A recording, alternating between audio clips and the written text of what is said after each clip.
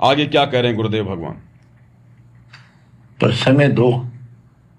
कोई भी टाइम, कोई भी वस्तु है, थोड़ा समय मांगता है। सतगुरु मिले तो इच्छा मेटे पद्म पदे समाना, चल हंसा उस लोक पठाऊं जो आदि अमर स्थान।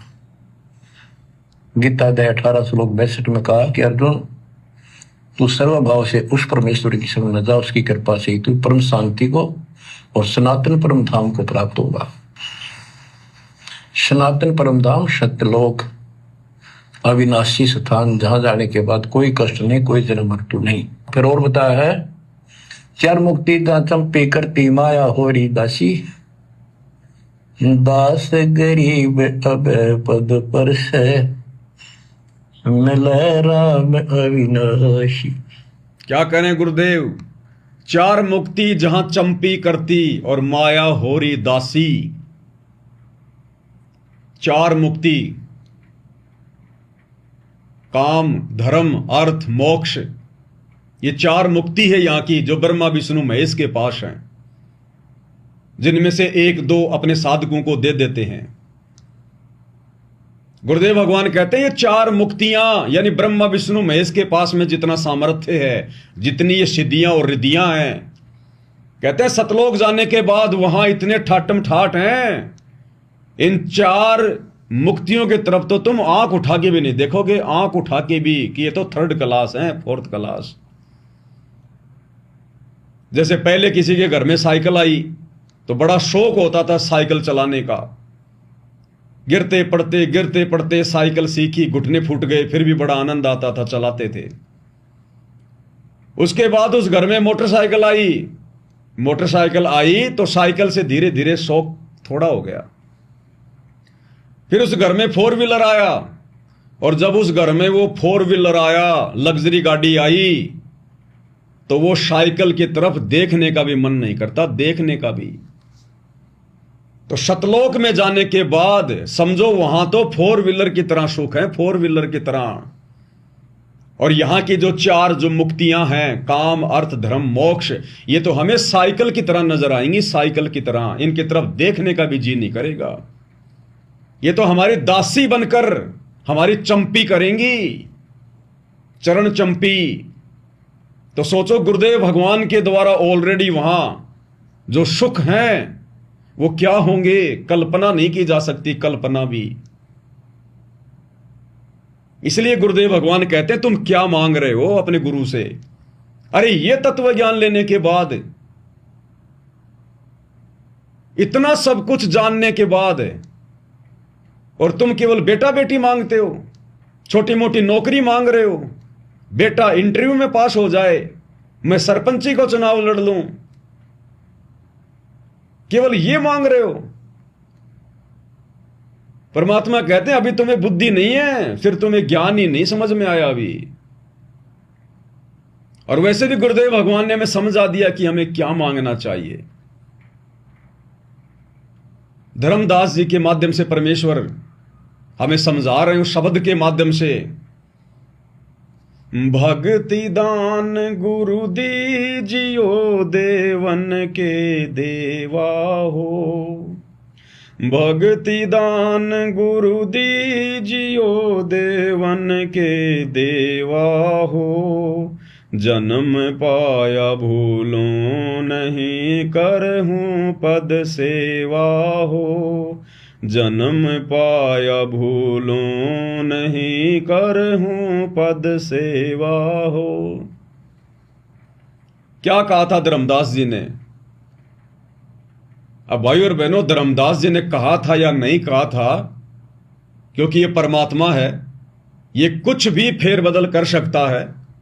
उस कबीर सागर में धर्मदास ने क्या लिखा था और उसके बाद परमात्मा ने उन अक्षरों को चेंज करके क्या लिख दिया, ये समर्थ के ऊपर है। हमें भाषा समझ में आती है, एक जीव क्या लिख सकता है, क्या शब्द बना सकता है। तो ये सारा खेल परमेश्वर का निमित्त बना दिया धर्मदास जी को, कि धर्मदास जी ने लिखा होगा, लेकिन फिर उसको संवार दिया गुरुदेव भगवान ने, उसको परफेक्ट बना दिया गुरुदेव भगवान ने। जिस प्रकार सर्वानंद के लिखे हुए अक्षर उसकी आंखों के सामने चेंज हो रहे हैं, तो क्या धर्मदास जी के द्वारा लिखवाए गए कबीर सागर में क्या अक्षर चेंज नहीं हो सकते? समर्थ कुछ भी कर सकता है। इतना परफेक्ट शब्द केवल परमेश्वर लिख सकते हैं। तो आप और हम पिछली पीढ़ी वाले वर्तमान भक्तों के लिए परमात्मा ने यह सारा खेल खेला। सारा खेल सतयुग से लेकर और कलयुग की प्रथम पीढ़ी तक परमात्मा जितनी भी लीलाएं करते हुए आ रहे हैं, जितने भी खेल खेलते हुए आ रहे हैं, केवल आप और हम पिछली पीढ़ी वाले भक्तों के लिए। अरे आज से पहले परमेश्वर ने सत्संग नहीं किए। गुरुदेव सत्संग बना रहे थे आप और हमारे लिए, उन घटनाओं को जन्म दिया, वो लीलाएं की आप और हमें सत्संग सुनाने के लिए। आज वो उदाहरण, वो घटनाएं, वो लीलाएं, वही तो गुरुदेव हमें सुना रहे हैं अपने प्रवचनों में। उस समय उनको क्या सुनाया होगा? सतयुग में क्या सत्संग सुनाए परमात्मा ने? त्रेता में कौन से सत्संग सुनाए? द्वापर में क्या सत्संग सुनाए गुरुदेव ने? आज सारी की सारी जो कथाएं, ये तो परमात्मा ने 500 साल के अंदर अंदर बनाई। मीराबाई की कथा, अर्जुन सर्जुन की कथा, गरीबदास जी की जीवनी, दादू जी की, नानक जी की, मलुकदास जी की, धर्मदास जी की, मीराबाई की, सर्वानंद की, पंडित रामानंद जी की, सिकंदर लोधी की, यही तो सारी कथाएं सुनाते हैं गुरुदेव। यही तो सत्संग है। तो आज से पहले गुरुदेव ने सत्संग नहीं किए, मात्र आंशिक जानकारी दिया करते थे। आंशिक जानकारी। गुरुदेव ने सत्संग बनाए, तैयार किए वर्तमान समय के लिए, आप और हम पिछली पीढ़ी वाली आत्माओं के लिए। तो आप और हम गुरुदेव भगवान के कितने प्रिय हैं, कितने प्यारे हैं, जिनके लिए 4 युगों से गुरुदेव भगवान भटक रहे हैं। आज हम गुरुदेव की जो लीला देख रहे हैं, जिस प्रकार से हिसार जेल में बैठे हैं, और पिछले 30 वर्षों से गुरुदेव जो अकल्पनीय, अवर्णनीय संघर्ष कर रहे हैं, हम तो केवल वर्तमान का देख रहे हैं, 30 साल का, और पीछे जो 30 लाख साल बीत चुकी हैं, 30 लाख साल जो बीत चुकी हैं सतयुग से लेकर वर्तमान तक। सोचो उनमें गुरुदेव भगवान ने क्या क्या संघर्ष नहीं किए होंगे। सिर्फ वर्तमान समय में आप और हमारे लिए वो सत्संग तैयार किए गुरुदेव ने। तो क्या समझाना चाह रहे हैं इस शब्द के माध्यम से? क्या कहा धर्मदास जी ने कि भक्ति दान मोहि दीजियो देवन के देवा। देवन के देवा यानी आपसे बड़ा कोई देव नहीं, कोई भगवान नहीं, कोई इष्ट नहीं। देवों के देव महादेव, देवनपति देव। धर्मदास जी किसको कह रहे हैं? शंकर जी को नहीं कह रहे, अपने गुरु को कह रहे हैं, कबीर भगवान को कह रहे हैं कि भक्ति दान मोहि दीजियो देवन के देवा। अब यदि यही देवन के देवा हैं, देवनपति देव हैं, महादेव हैं, तो इनके अलावा फिर हम और किसको पूजें? दरबार में किसकी फोटो रखें? क्योंकि वही कबीर जी तो आज हमारे गुरुदेव भगवान के रूप में धरती पर प्रकट हैं। अरे हमें क्या पता कि ये रूप नहीं होगा 650 साल पहले। आप और हमने तो देखा नहीं अपनी आंखों से। यही सतगुरु रामपाल जी उस समय के अनुसार अपने चेहरे पर दाढ़ी और मूंछ लगाए हुए थे। आप और हमने देखा था क्या कि कोई और था?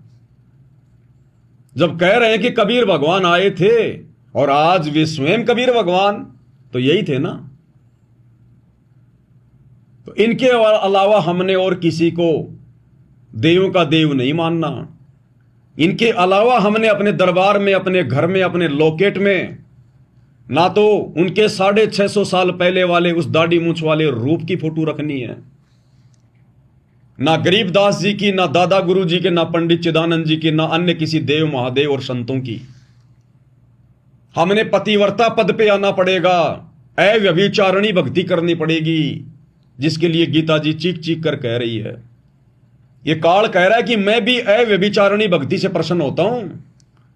अगर तुम मेरे ओम नाम का जाप करोगे और साथ में ब्रह्मा विष्णु महेश को भी पूजोगे तो मेरे महास्वर्ग में नहीं आ सकते। केवल ओम नाम का जाप और सुरती मेरे में, अन्य किसी की पूजा पाठ नहीं। ये काल भी उस अव्यभिचारिणी भक्ति से प्रसन्न होता है। तो सोचो ये देवों के देव महादेव सतगुरु रामपाल जी भगवान कैसे प्रसन्न होंगे। केवल गुरु ही इष्ट और दूसरा कोई नहीं। तो भक्ति दान मोहि दीजियो देवन के देवा, और जन्म पाया भूलूं नहीं कर हूं पद सेवा। कि हे परमात्मा, यदि मुझे दोबारा मनुष्य जन्म मिला, कि जन्म पाया भूलूं नहीं। अरे अगर धर्मदास ये शब्द लिख रहे होते तो उसको तो मनुष्य जन्म प्राप्त था, उसको तो वो भगवान भी प्राप्त था, वो भक्ति भी प्राप्त थी। फिर ये क्यों कहेगा कि जन्म पाया भूलो नहीं? क्योंकि गुरुदेव तो हमेशा यही कहते हैं, बच्चों दूसरे जन्म की उम्मीद मत करना। कभी अपने मन में भी मत लेके आना कि भगवान मेरा दूसरा जन्म हो जाए। पूरी जी जान लगा दो इसी जन्म में मोक्ष प्राप्त करने की। तो धर्मदास जी क्यों कहेंगे, जब उनको उसी जन्म में भगवान मिले थे 650 साल पहले, यही भक्ति मिली थी, शतलोक भी देख कर आ गए थे कि मेरा गुरु खुद ही कबीर भगवान है। फिर धर्मदास ये क्यों कहेगा कि जन्म पाया भूलूं नहीं, कि अगर मुझे दूसरा जन्म मिला तो मैं आपके द्वारा जो पद्धति दी जाएगी भक्ति की, जन्म पाया भूलूं नहीं कर हूं पद सेवा। पद यानी जो पद्धति आप हमें बताओगे, भक्ति की विधि बताओगे, उसी अनुसार भक्ति करूंगा। धर्मदास क्यों कहेगा ये बात? यही गुरु, यही पद्धति, यही भगवान, यही मंत्र उसको 650 साल पहले मिले हुए थे। लेकिन गुरुदेव को पता था कि ये 64 लाख आत्माएं अब पार नहीं हो पाएंगी। वो समय भी नहीं था, और उस समय हम ज्ञान से भी परिपूर्ण नहीं थे। हम ऊपर से तो गुरु को भगवान भगवान कह रहे थे, लेकिन अनपढ़ होने के कारण, शास्त्रों से अपरिचित होने के कारण हम दृढ़ विश्वास नहीं कर पा रहे थे कि कबीर जी जो कह रहे हैं वही सत्य है, और कबीर जी खुद ही सत्य पुरुष हो सकते हैं। इसलिए गुरुदेव ने संकेत किया कि नादानों, जब मैं आगे चलकर संत रामपाल रूप में तुम्हारा गुरु बनूंगा, कलयुग की बिचली पीढ़ी में, क्योंकि यह संकेत भी परमात्मा ने पहले ही दे दिया था। गुरुदेव भगवान शब्द सुनाया करते थे उस समय कि कलयुग की बिचली पीढ़ी में मैं कबीर खुद ही तुम्हारा गुरु बन के जाऊंगा, और उस समय मेरा नाम होगा संत रामपाल। संत रामपाल मेरा नाम होगा उस समय। ये संकेत परमात्मा पहले दिया करते थे। हमें गुरुदेव भगवान एक शब्द सुनाते हैं, मन मान जा बुढ़ापा आवेगा, मन मान जा बुढ़ापा आवेगा, मन मान जा बुढ़ापा आवेगा, मन मान जा बुढ़ापा आवेगा। बिना भजन तेरी होवे दुर्गति, तू पढ़या पढ़या पछतावेगा, मन मान जा बुढ़ापा आवेगा, मन मान जा बुढ़ापा आवेगा। कि हे पापी मन, हे बकवादी मन, स्थिर हो जा, इस ज्ञान को आधार बना ले, नहीं तो बुढ़ापा भी आएगा, और बिना भजन के, बिना भक्ति के तेरी दुर्गति होगी, दुर्गति। और इस शब्द की लास्ट की चौपाई में गुरुदेव ने क्या कहा? ये 650 साल पहले गाया करते थे परमात्मा शब्द, 650 साल पहले। और लास्ट में क्या संकेत किया करते थे कि मैं रामपाल ही आगे चलकर, जब तुम्हें दोबारा से मनुष्य जन्म मिलेगा कलयुग की बिचली पीढ़ी में, तो मैं तुम्हें भक्ति दर्ड़ाऊंगा। क्या कहा करते थे गुरुदेव भगवान? मान जा बुढ़ापा आवेगा, मन मान जा बुढ़ापा आवेगा, मन मान जा बुढ़ापा आवेगा, मन मान जा बुढ़ापा आवेगा। बिना भजन तेरी होवे दुर्गति, तू पढ़ा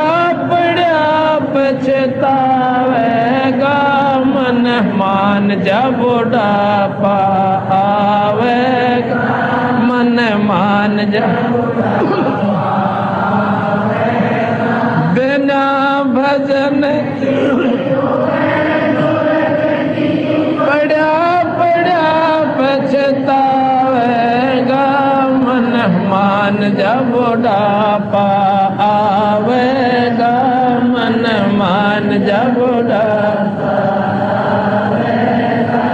जल्दी ले ले नाम गुरु का, तुझे मनुष्य जन्म मिल जावेगा। जल्दी ले ले नाम गुरु का, तुझे मनुष्य जन्म मिल जावेगा। रामपाल तेरा सतगुरु आके फिर भक्ति दरड़ावेगा, मन मान जा बुढ़ापा आवेगा, मन मान जा बुढ़ापा आवेगा, मन मान। क्या कह रहे हैं गुरुदेव भगवान? 650 साल पहले कहा करते थे कबीर भगवान कि भाई जल्दी ले ले नाम गुरु का, तुझे मनुष्य जन्म मिल जाएगा। कि हे नादानो, मेरे को अपना गुरु धारण कर लो, और जो मंत्र मैं तुम्हें दे रहा हूं, परमात्मा कहा करते थे अगर तुम इनका जाप करोगे तुम्हारी बैटरी चार्ज होती रहेगी और तुम्हें मनुष्य जन्म मिलते रहेंगे उस कलयुग की पिछली पीढ़ी तक। जल्दी ले ले नाम गुरु का, तुझे मनुष्य जन्म मिल जाएगा। और क्या कहा करते थे फिर आगे चलकर? कौन आएगा? रामपाल तेरा सतगुरु आके फिर भक्ति दर डावेगा, मन मान जा बुढ़ापा आवेगा। कि फिर मैं रामपाल रूप में आऊंगा, कि रामपाल तेरा सतगुरु आके तन फिर भक्ति दर डावेगा। कि कलयुग की पिछली पीढ़ी में रामपाल रूप में जाऊंगा मैं, रामपाल नाम से जाऊंगा मैं, और तुझे फिर से भक्ति पर दृढ़ करूंगा, तुझे अपनी शरण में लूंगा। इसलिए तू वर्तमान में नाम ले ले ताकि तुझे मनुष्य जन्म मिलते रहें। तो भाई और बहनों, संकेतों में गुरुदेव ने हर चीज को खोल रखा, हर चीज को। कई लोग कहते हैं कि भाई वेदों में रामपाल जी का नाम कहां लिखा हुआ है? अरे वेदों को मारो गोली, वेदों का बाप सूक्ष्म वेद। गुरुदेव कहते हैं 4 वेद हैं सूक्ष्म वेद के पूता। जो 5वां वेद है सूक्ष्म वेद, 4 वेद तो उसके पुत्र हैं, उसके बेटे हैं, यानी उसके नीचे नीचे हैं। तो 4 वेदों के बाप सूक्ष्म वेद में 5वें वेद में लिखा हुआ मेरे भाई, 5वें वेद का जो रचयिता है उसने सब कुछ खोल के रखा हुआ भाई, सब कुछ। ये 4 वेद लिखने वाले और 5वें वेद सूक्ष्म वेद को लिखवाने वाले उस कबीर भगवान का शब्द है। तो जब लिखवाने वाले ने कह दिया कि रामपाल तेरा सतगुरु आके तन फिर भक्ति दरड़ावेगा, तो वेदों में लिखाओ और ना लिखाओ, हमें आवश्यकता नहीं है फिर उस चीज की। जो सतगुरु प्रेमी आत्माएं होती हैं, जिनका वापस सतलोक जाने का समय आ चुका है, वो आत्माएं अपने गुरु जी के इतने से वचन पर और इतना विश्वास कर लेंगे, इतना। ये संकेत ही मिलेंगे। हर चीज आपको लड्डू जलेबी की तरह सामने रखी हुई नहीं मिलेगी, क्योंकि हम जानवर नहीं हैं जो दिमाग नहीं लगा पाएंगे, चिंतन मनन नहीं कर पाएंगे। हम मनुष्य हैं। परमेश्वर ने हमें इतनी सद्बुद्धि बख्शी है, नहीं थी तो अपना तत्व ज्ञान दे दिया। अब किस बात की कमी? अब भी अगर कोई चिंतन मनन नहीं करेगा, निष्कर्ष नहीं निकालेगा, तो उसकी अपनी कमजोरी। इसलिए परमेश्वर ने कहा, धर्मदास जी को बीच में डाल दिया निमित्त करता, कि भक्ति दान मोहि दीजियो देवन के देवा, और जन्म पाया भूलो नहीं करहूं पद सेवा। यानी 650 साल पहले हम आत्माओं ने एग्रीमेंट किया था कि हे गुरुदेव, यदि हमें अगला जन्म मिल गया, मनुष्य जन्म मिल गया, और यदि हम आपकी शरण में आ गए तो करहूं पद सेवा, जो पद्धति आप बताओगे, जो जो विधि आप भक्ति की बताओगे, हे परमात्मा, हम वैसे ही करेंगे और अपना मोक्ष करवाएंगे। तो आज वो समय आ चुका है। जो एग्रीमेंट हमने किया था, या यूं समझ लो धर्मदास जी ने किया था, तो क्या पता वो धर्मदास आप हैं, मैं हूं, कोई और है। ठप्पा तो किसी के लगा नहीं हुआ कि धर्मदास कौन है। तो हम सब ने अपने आप को धर्मदास ही समझकर, यानी उस परमेश्वर की वो आत्मा समझकर जिसने परमात्मा से 650 साल पहले कहा था कि जन्म पाया भूलूं नहीं, कर हूं पद सेवा हो, तो हमने सिर धड़की बाजी लगानी है। आज उस वचन को निभाना है, उस वायदे को पूरा करना है हमने। इसलिए गुरुदेव भगवान के वचनों में जो आज्ञा, जो आदेश अपने सत्संगों में, अपने प्रवचनों में उन्होंने हमें दे दिए भक्ति के, हमने सिर धड़की बाजी लगा देनी है। किसी को नहीं देखना, किसी को नहीं सुनना।